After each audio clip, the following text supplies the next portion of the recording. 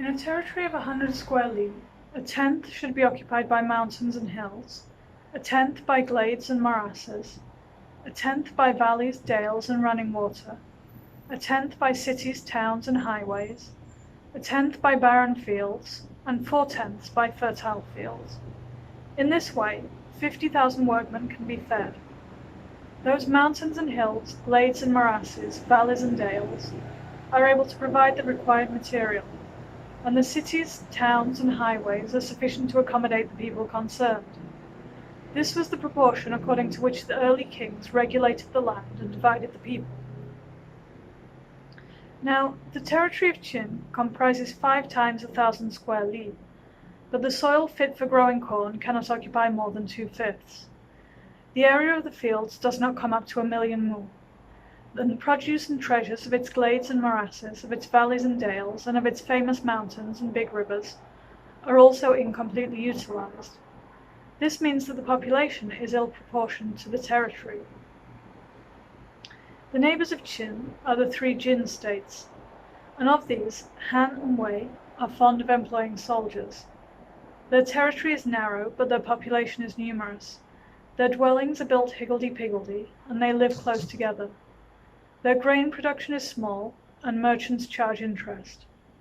The people, on the one hand, do not have their names registered, and on the other hand, have no fields or houses, so that for subsistence they rely on evil occupations and pursuits of minor importance, with the result that those who are exempt from taxation because they live in steep and inaccessible places, in morasses and by streams, are more than half the population.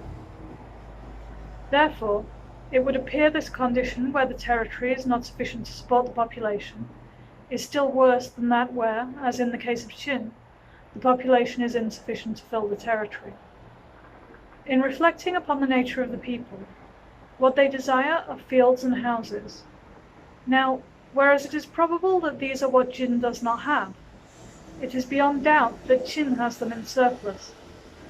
If, this being so, people do not nevertheless come west, it is because the soldiers of Qin are in sad plight, and the people suffer hardships. I venture to think that the intelligence of your Majesty's officials takes a mistaken view. That is, the reason why we remain weak and do not succeed in enticing the people of the 3 Jin states is that we are sparing in granting titles and regard the exemption from taxes as a serious matter. They argue as follows. The 3 Jin states are weak because their people are concerned with pleasure and because exemptions and rank are treated lightly. Qin, on the other hand, is strong because its people are concerned with hard work, and exemptions and the conferment of rank are treated seriously. Should we now confer many titles and grant exemptions from taxation for long periods, then we should be letting go of the principle by which Qin has become strong, and should be doing exactly that which has made the Jin states weak. This is the argument that causes your Majesty's officials to regard the conferring of titles as a serious matter, and to be sparing in the granting of exemptions from taxation. I venture, however, to think that this is wrong. The object in causing the people hardship and in strengthening the army is to attack the enemy and to realize one's desires.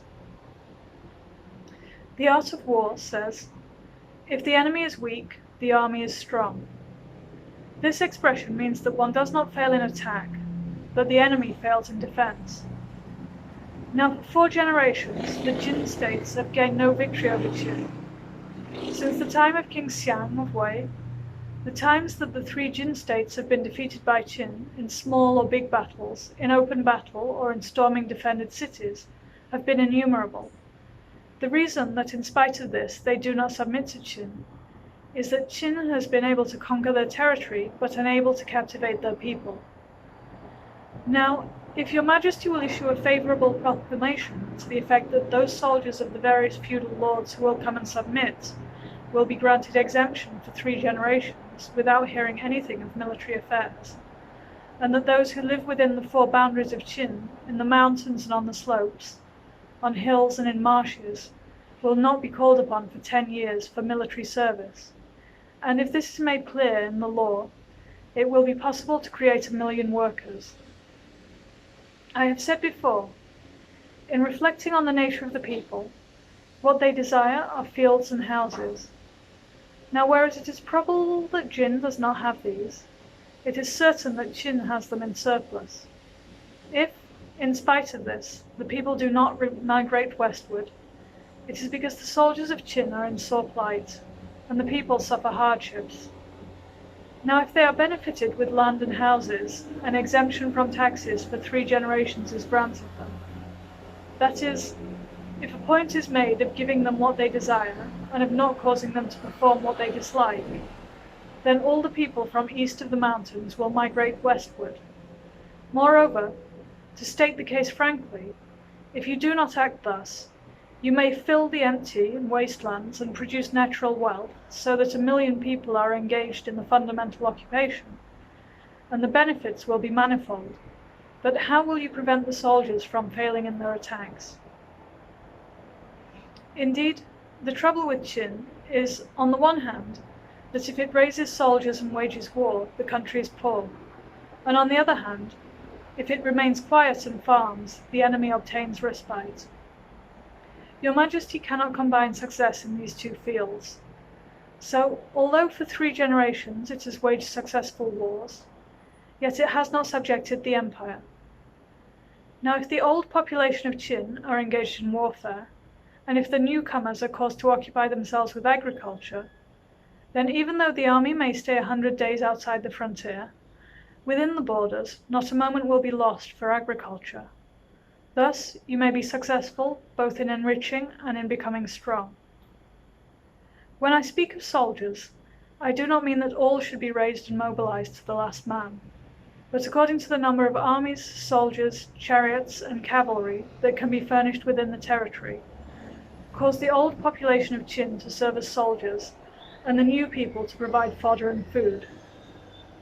Should there be a state in the empire that does not submit, then your Majesty should herewith, in spring prevent their farming, in summer live on their produce, in autumn lay hold of their harvest, and in winter pickle their vegetables. By the methods of the great warfare shake their fundamental means of existence, and by those of the extensive culture pacify their descendants. If your Majesty follows this policy, then within 10 years the various feudal lords will have no people from other countries, and wherefore then should your Majesty be sparing in the conferment of titles, or regard exemption from taxes as a serious matter? At the victories in the Zhou and the Hua battles, Qin extended its territory eastwards by cutting off heads, but it is clear that there was no advantage in this eastward extension, and yet officials regard these events as great accomplishments, because loss was inflicted on the enemy. Now, if the people of the 3 Jin states are induced to immigrate by means of grasslands and cottages, and if they are made to occupy themselves with primary things, then this way of inflicting damage on the enemy is just as real as victory in war, and Qin will have the advantage of obtaining agricultural products. Conversely, by this plan, 2 birds will be hit with 1 stone. Further, in the victories in the Zhou and Hua battles, or in that at Changping, how many people did Qin lose? And how many soldiers, both of the people and of the foreign inhabitants, were unable to occupy themselves with primary affairs? I venture to think that they were innumerable.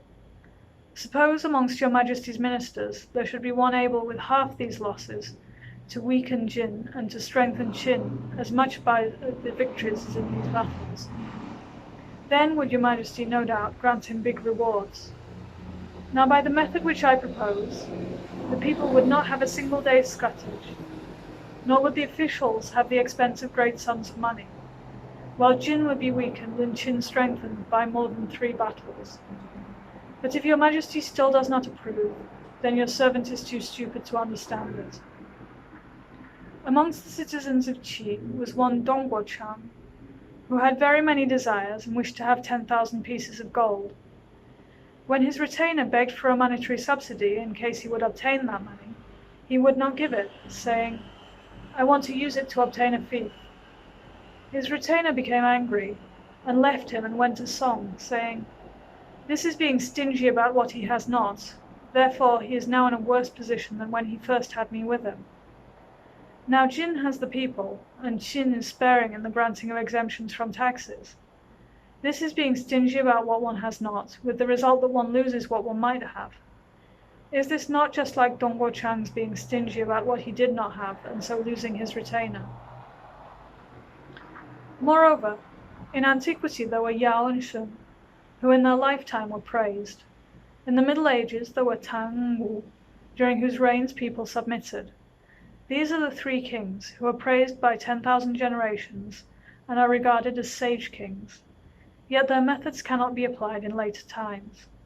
Should you now make exemptions from taxation for 3 generations, you would be able to completely subject the 3 Jin states. This is not, like the virtuous kings, merely establishing the present times, but effecting that later generations shall be at the service of the king.